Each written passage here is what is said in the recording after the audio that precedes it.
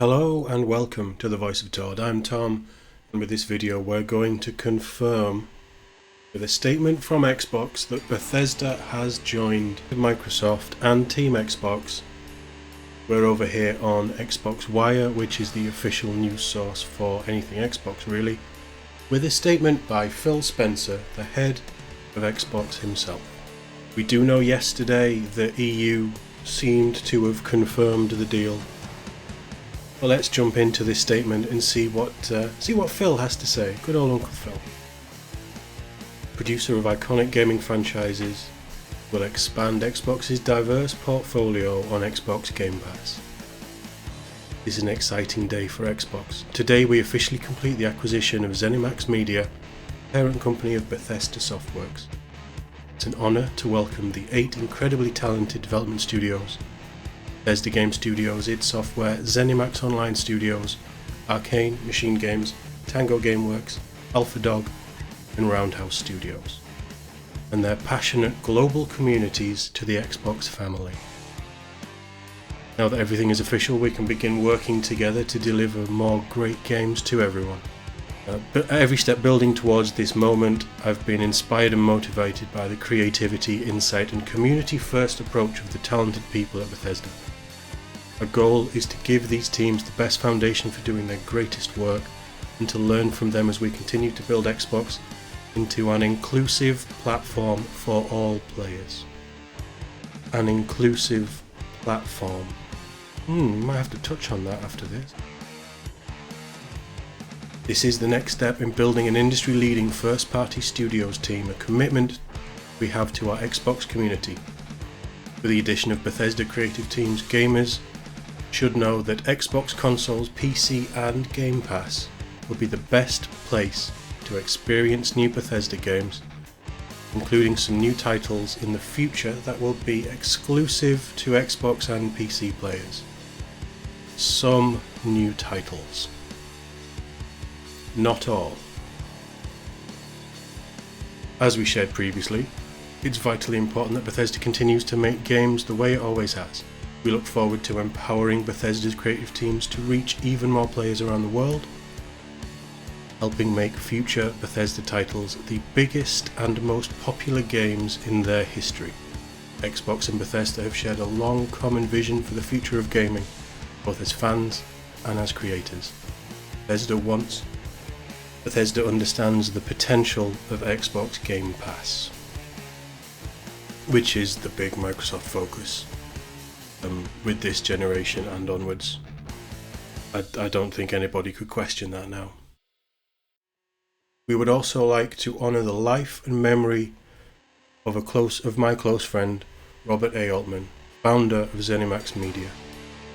Robert believed deeply in the power of gaming, and we are privileged to be able to continue his work by joining forces with the teams he built and led for many years. I'll miss the opportunity to work directly with him on the future of our combined teams, but I know that his spirit will live on, the shared work we do, and motivate us to make this partnership all he envisioned. Thank you to all our players for joining us on this incredible journey, and to the millions of Bethesda fans around the world. Now that we're one team, we can start working together on the future ahead. We will have more to share about what's next for our teams later this year. In the meantime, to properly celebrate this special moment, we're bringing additional Bethesda games to Game Pass later this week. Stay tuned for more. So more Bethesda games coming to Game Pass now that Microsoft owns them.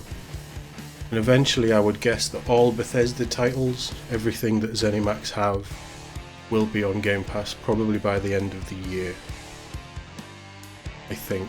It depends what state they're in for optimization on the new consoles and running on Xbox One.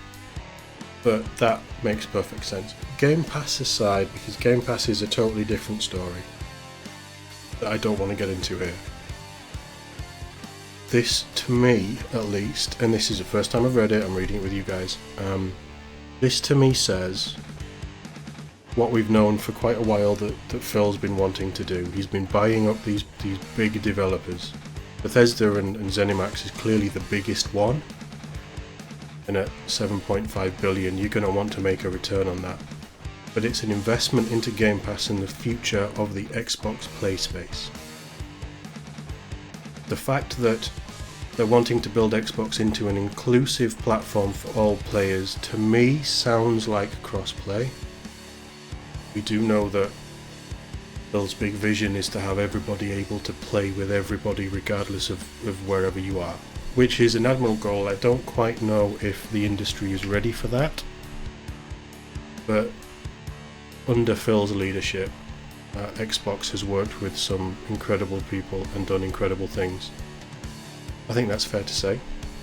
And that's because there are elements like Nintendo who are open to things like this. Sony are opening up to the idea as well, which is wonderful.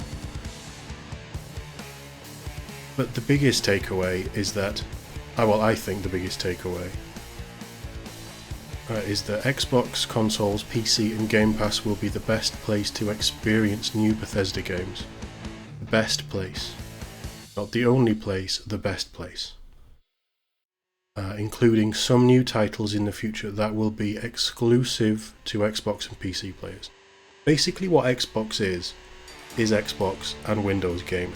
There will come a point where they stop mentioning PC players and it will just be the Xbox community, I think.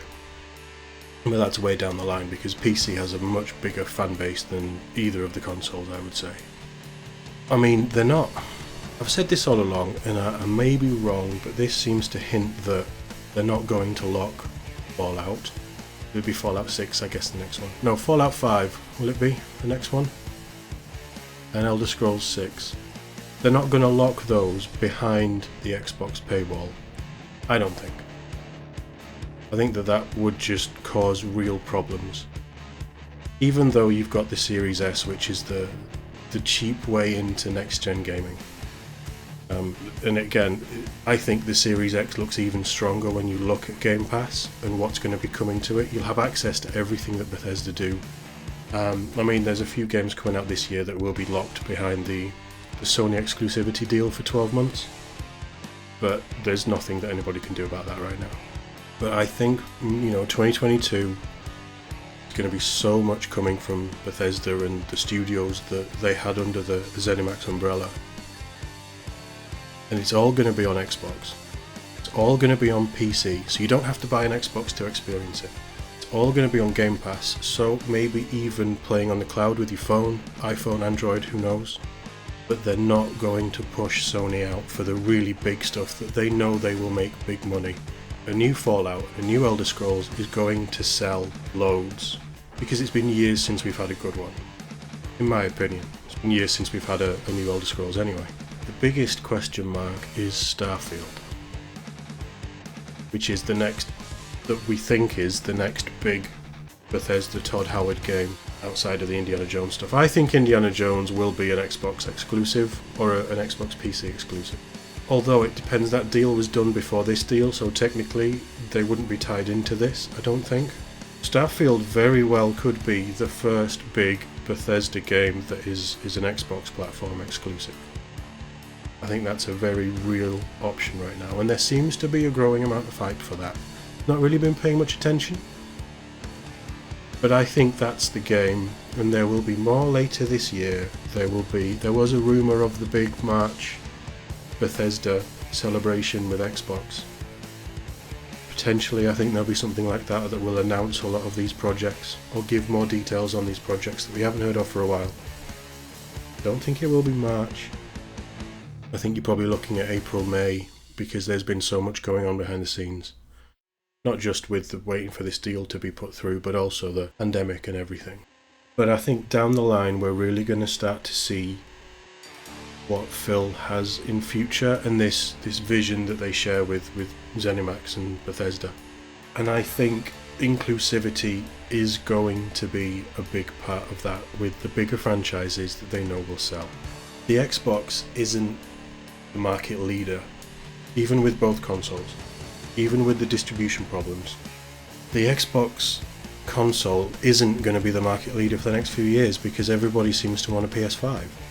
People may pick up an Xbox console down the line, but the install base isn't going to be bigger than Sony, so they're not going to want to cut out that for the big money-making stuff.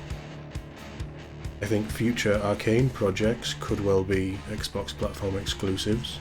They have a big fan base, they have a lot of hype, and they've generated a lot of goodwill with the community. I think you could see that. Id, possibly. I don't know if putting Doom up against Halo as console exclusives is a good thing. I think that something like Doom needs to be multi-platform, but I might be looking at this the wrong way. I just want everybody to experience everything, really. That's what I want. And that's where the PC seems to come in. But this is huge news. There's still so much we don't know. I expect something big in a few weeks, maybe, like I say, probably April, something mid-April, with an idea of what Bethesda have been working on, what the status of these games they've teased years ago is.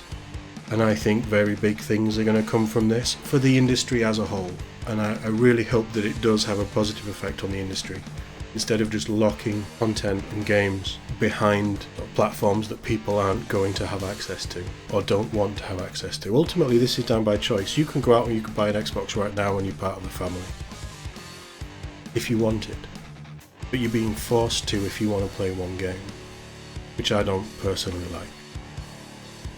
Unless it's a first party thing. Now technically, this is now Bethesda and ZeniMax are a first party developer. But I think this is like a first party plus. That's what I hope anyway.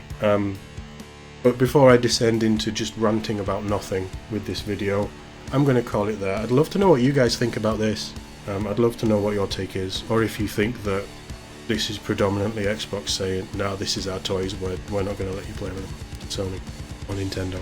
Let me know in the comments. As always, thank you for watching. See you in the next one.